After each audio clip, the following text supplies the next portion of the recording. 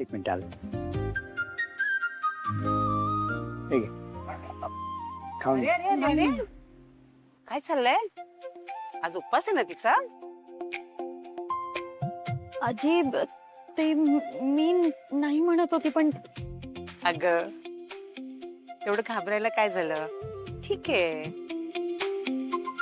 आजी मी बरवत होतो ना तिला. चल निर्लज्ज कुठला.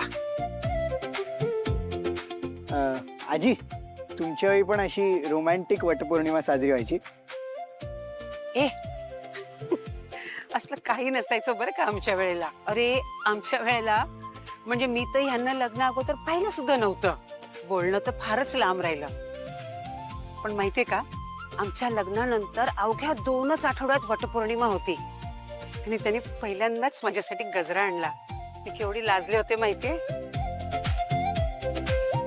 मग त्यांनी माळला तो गजरा आणि मी 2 दिवस तो गजरा काढलाच नाही केसांना.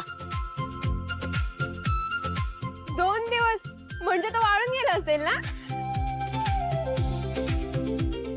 अर्थातच. तरी मी तो आरशात आहे ना बघत बसायचे. तुम्हाला माहितीये का मुलांनो, प्रेमामध्ये ह्या छोट्या छोट्या गोष्टी जपायच्या असतात. वाव आजी, तुझं लग्न पावसात झालं. So romantic. चल चावट कुठला. अरे उपवासाला चालतं.